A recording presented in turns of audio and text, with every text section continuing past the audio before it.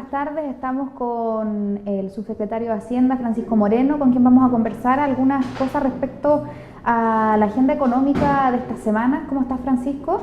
Hola Natalia, ¿qué tal? Muchas gracias por la invitación. Francisco, mira, lo primero que quería preguntarte era, porque particularmente a nivel micro hay bastante inquietud de cómo el gobierno va a fortalecer las políticas de empleo. Tú has estado en una agenda activa en regiones, particularmente donde también las cifras de desempleo a veces son más duras o más profundas, incluso que en Santiago.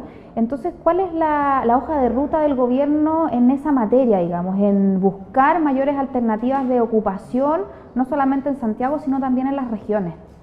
Sí, bueno, agradezco tu pregunta porque creo que es fundamental en la etapa que estamos hoy día en el gobierno del presidente Piñera.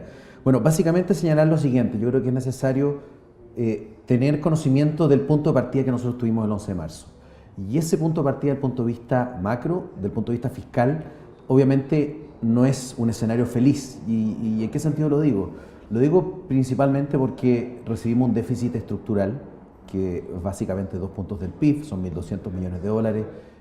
A las pocas semanas de estar en el gobierno hicimos un análisis junto con la Dirección de Presupuestos, con la DIPRES, en relación a aquellos proyectos de ley y programas que estaban comprometidos pero no tenían financiamiento, y ahí alcanzamos a la suma de 5.500 millones de dólares. Para que nos hagamos una idea, Natalia, nosotros tenemos un presupuesto de 73.000, 74.000 millones de dólares, por lo tanto 5.500 es una cifra relevante. Entonces, ante eso, con una situación de crecimiento económico muy desmejorada, la verdad es que no era auspicioso desde el punto de vista de las políticas de empleo. Y es justamente ahí donde nosotros tenemos que marcar una diferencia, y así como en el primer gobierno del presidente Piñera se crearon 1 millón de nuevos empleos, hoy día lo que nosotros estamos haciendo es tratar de dar todas las señales desde el punto de vista económico para efectos prácticos de que la inversión vuelva, de que podamos aumentar en productividad, de que podamos aumentar en crecimiento económico y, por cierto, en materias de pleno empleo. Lo ha dicho el presidente muchas veces: no hay mejor política social que el pleno empleo, y no hay mejor política desde el punto de vista de la igualdad de oportunidades que cada persona reciba un salario a final de mes. Entonces nosotros estamos enfocados en esa vía, en ese punto. Y al respecto, en relación a lo que tú me preguntas, Natalia, sobre cómo las regiones pueden participar de este mercado laboral, finalmente nosotros creemos que cada región en sí es particular, tiene su propio perfil. Hace algunos días atrás tuve la oportunidad de exponer en el Arica Day. Arica Day es una iniciativa que organiza la SOFOFA junto con la Corporación de Desarrollo de Arica y Parinacota, la CORDAP, y con la Asociación de Industriales. Y mira qué importante es finalmente volcar una mirada interna hacia nuestro territorio. Nosotros, claro, tenemos el Chile Day en Estados Unidos, en Inglaterra, en Londres, pero qué importante es que las regiones tengan también un espacio.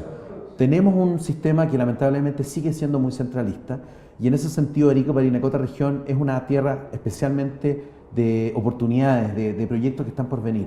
Y en este encuentro, justamente conversando con empresarios, con sectores de la sociedad civil, hacíamos un análisis de lo importante que es a este respecto, por ejemplo, el tema del emprendimiento. Arica y Parinacota región tiene hoy día un desarrollo importante de proyectos de personas jóvenes que se están arriesgando, que están buscando las vías de financiamiento, el apoyo del Estado, desde el punto de vista de los aportes que puedan hacer y poder constituir sus propios emprendimientos, y de esa manera poder crear más fuentes de empleo. Yo creo que tenemos que, en primer lugar, fortalecer el emprendimiento, y en segundo lugar, muy importante, y ese fue el motivo de mi exposición, que decía relación con aquellos beneficios que hoy día existen. Siempre pensamos que está todo por crearse y todos los proyectos de ley por ingresarse y por escribirse, y muchas veces tenemos poca atención en relación a las medidas que hoy día existen en Chile. Y quiero recalcar una, Natalia, que es la siguiente: son los beneficios a las zonas extremas de nuestro país. Si bien es cierto, existen desde los años 70, es importante señalar que el año 2013, en el primer gobierno del presidente Piñera, aprobamos un proyecto de ley muy potente y que dice relación con un aumento de los beneficios, tanto en la bonificación a la contratación de mano de obra, cosa que es importantísima y clave para la región de Arica y Parinacota, para Tarapacá, para Aysén, Magallanes y las provincias de Chiloé y Palena en la región de los lagos, así como también créditos tributarios a la inversión y créditos también o bonificación más bien a los proyectos de inversión.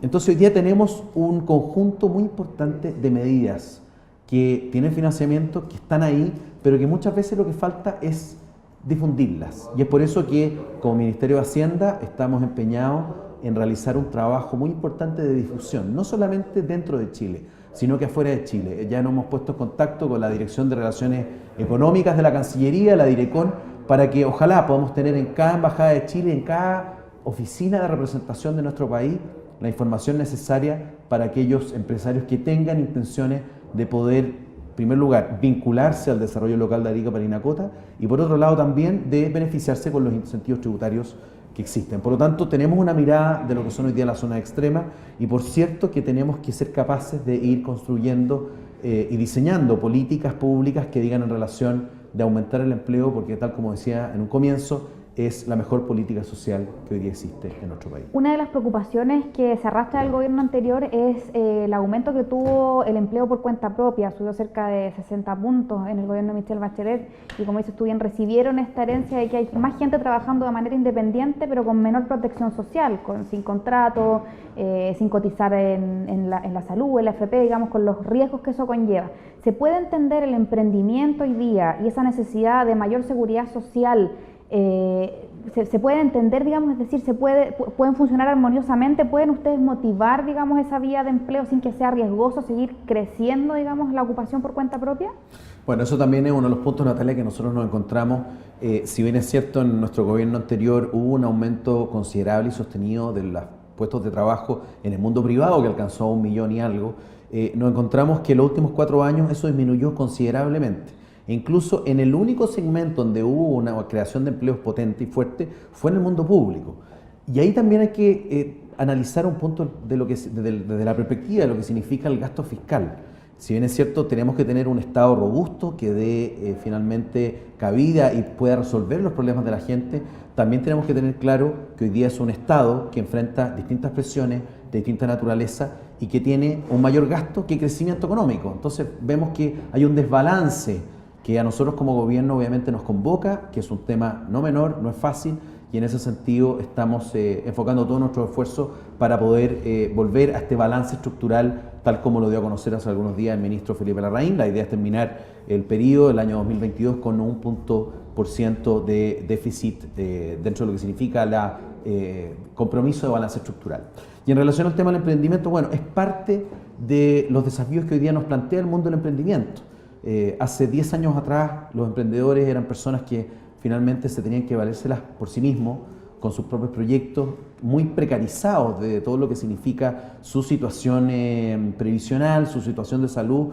Pues bien, yo creo que es importante, en primer lugar, la importancia que han adquirido, hoy día están en el centro del debate, hay distintos instrumentos en el Congreso que van en esa vía, en apoyarlos. Viene la reforma de modernización y simplificación del sistema tributario. Ahí, por cierto, también ellos tienen que tener un espacio especial. Y en ese sentido es algo que a nosotros nos convoca y que tenemos que resolver a través del diálogo, no solamente con las asociaciones de emprendedores, sino que también a nivel de Congreso Nacional. Francisco, para finalizar me gustaría preguntarte cómo no asustar, digamos, ni a los emprendedores, ni a la gente que trabaja por cuenta propia, ni a la ciudadanía con los anuncios de reformas tributarias, de la modernización, digamos, hacia las plataformas digitales. ¿Cómo hacemos para que esto se entienda bien, que no es una medida de retrotraer la inversión o retrotraer, digamos, el trabajo por cuenta propia? Sí, nosotros, Natalia, lo que el ministro Larraín hace algunos días atrás dio el anuncio de lo que se refiere a los servicios digitales. Y acá es importante considerar que la fundamentación a esta medida, que por cierto va a venir incorporada en la reforma, o más bien en la modernización y simplificación del sistema tributario chileno que presentaremos a más tardar en septiembre, justamente hace eco a que es necesario nivelar la cancha, emparejar la cancha, que las reglas del juego sean iguales para todos. Y en este sentido, por cierto, que uno de los más beneficiados justamente son las micro, pequeñas y medianas empresas. Por lo tanto, creemos que los servicios digitales amerita considerarlos con todas las cargas necesarias dentro del sistema tributario sin ahogarlos. Nosotros estamos por un emprendimiento permanente, darle todas las facilidades a las personas para que puedan llevar a cabo su sueño, su proyecto productivo, dar facilidades para que la tecnología esté abierta en un país como este. Sin embargo, al mismo tiempo también es necesario cuidar a los que están hoy día en una situación de formalidad, que pagan impuestos, que tienen distintas obligaciones que cumplir, y ahí es donde nosotros finalmente vamos a dar todas las facilidades necesarias y suficientes en esa línea. Bueno, Francisco, te agradecemos mucho haber estado en una nueva serie de entrevistas en El Mostrador y prontamente también estaremos con otras autoridades y gente del mundo privado compartiendo con ustedes. Muchas gracias. Gracias, Natalia.